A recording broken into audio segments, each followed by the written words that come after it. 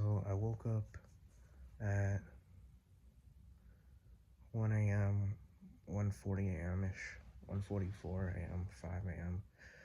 Um, I'm gonna start going to the gym again. Well, like the inside's like I don't want to go. It's like I don't want to go. I don't know why this happens, but I do want to go. I do want to go, but there's a subjective feeling of I don't want to go. It's not even I don't want to go. It's just like a weight, a spiritual weight, like an attachment to something, some thought, some energy block that really has no logical reasoning of its own. It just happens. Because if everybody had full conscious choice, they'd be doing what they want to do. It's just point blank, period. Right? Like if everybody had fully conscious choice, you'd be doing exactly what you want to do. And would you be doing it sad, mad, frustrated? No, you'd be doing it happy. And no matter what happened, you remain happy. This is everybody's goal. To do what they want to do in life. Ooh, I like how they added this new update. There's a pause. I'm gonna try it out. I just tried to pause right there. That's really cool actually. All right, but yeah, people want to do what they want to do, and if you were able to do exactly what you want to do, you would do it happily. But it's a very weird phenomenon that goes on. That when you try to do something, there's inner resistance, and I'm not sure what that is. They say there's no logical theory for that because everybody's just different. Like you have kid geniuses, you have people who are just pick up things, certain things much easier. Musicians, actors, doctors, lawyers, any field. Some people pick up the thing particularly easily, and also in that field you have people who have a little bit of a challenge and have to work past a stumbling block in order to achieve. And then you have people who try to tap into the field and they don't even get there, and then they settle for something less. All these different facets, like there's theories about like why each and every individual has like their own stumbling blocks. And I mean, a percentage of it definitely has to deal with how you grew up, but I don't think that's the end all be all. It's not. There's something else deeper to it. They say that it's like a past life thing. I'm not sure of the credibility in that. It's like you look at the universe. I wouldn't doubt that there's past lives because why are some people born differently than others? But you can't use that as an excuse to not go for it. Maybe you are encountering more resistance, but you gotta do what you gotta do. You can't pay attention to the resistance. You have to let it dissipate. How to do it, I don't know. But I look at myself, I look at life, I look at God, I look at the universe, I look at everything. I don't leave anything unopen. Like I try to be open as possible to every possibility. If there's a God, if there's a God, gods, higher beings, enlightened beings, positive beings, universal beings, myself, the infinite universe. I don't know exactly what to pinpoint this dimension of energy that has no limitations. You know, I want that to be in my life because that's just the best way to live. When you live with the limitations, it's not the best. Limitations of the mind, like identifying with the limitations in your mind.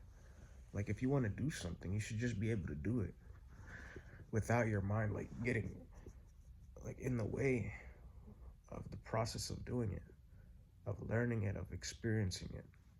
You should just be able to get to it, and immediately start to improve exponentially as you begin. If you have a good receptive mind, I read a book called The Surrender Experiment, and this guy, it was a great book. This guy, he definitely, I mean, if there's a past life, he definitely had something, but he did experience suffering, but he was able to push much further than the average person because he went out into the forest and he meditated. Like he acted like he was the Buddha and put himself in lotus position. Even to sit in lotus posture, it's not easy to sit in that thing. And he sat in that thing for 4 hours or all day, and he got into a real deep state a real deep energetic state, like things were going on with him. He heard like voices speaking from like the depths of his being or something like that. But he'd get into these modes where this is a relevant topic. He'd get into these modes where he would not be thinking logically, but he would be fully immersed in everything that he's doing, and things will begin to flow.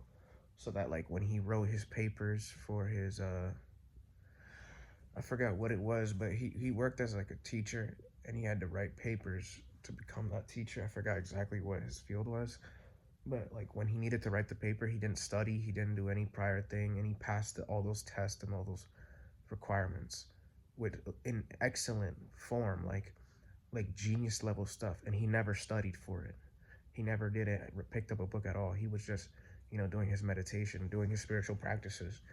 So it's like he did all that and would spontaneously generate, ideas and stuff like that, and was able to perform them.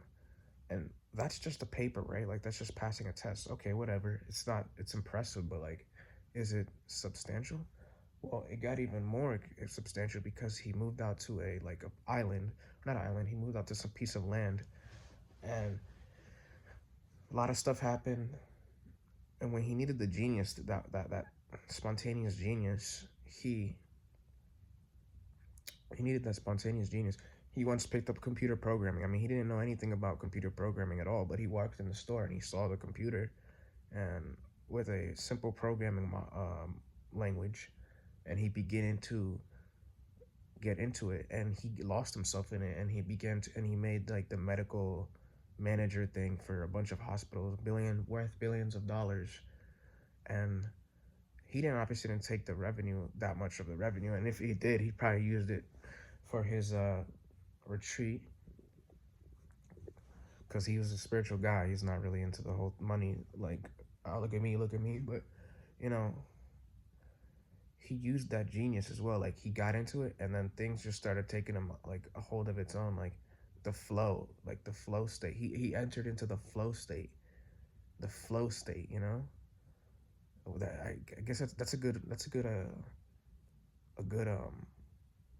explanation for what it was. It was a flow state, but it's like a deep state that your mind enters into when you're not thinking, and the genius that's within you is like acting through you, and it's like you're there, but you're in another sphere of space where you're not thinking logically of how to do this, that, and the third. And what that does is that makes the time go by quicker, so that when you're doing the activity, you feel no sense of time. So it's really enjoyable. When you're blissful, the time is not there. When you're sad and frustrated, the time is there. Time is slow. That's essentially what it is. Like, so he was doing this, and he was entering into like the flow state experience, joyful, lost in what he's doing. You're dancing, you're have a runner's high, you're swimming, you're talking, you're laughing. When you have a deep laugh, you can notice when you have a really deep laugh, like a really deep laugh, like very funny, tears flowing, like you can't even contain yourself. You'll notice that you're not paying attention to the time. You're just in the laugh, blissful laugh, tears laughing, like, and the time in that time frame doesn't exist. You're not worried about anything, so there's no time. It's only when you're worried about something that you start perceiving time. That's essentially what it is. And it's like, can you bring that laughter, that deep laughter, can you bring that flow state into any particular activity? Is essentially the goal. Because this life is full of doing. If you're not doing, then you might as well be just in the stillness. And even in the stillness, you're in a flow state. I guess that's my main goal. Is to try to achieve a flow state where time ceases to be, but I'm not actually sure how to get into the flow state. But I'm gonna do some research about how to do it, and I'm gonna just try to do some practices. Anyways, I'm gonna take a cold shower.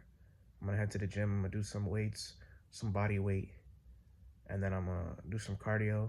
I want to get a sweat going, then come back and take a warm slash cold shower, and then do my meditation, my stretching, and this, that, and third. I'm gonna try these exercises which swimmers do to strengthen their body that I just searched up on YouTube.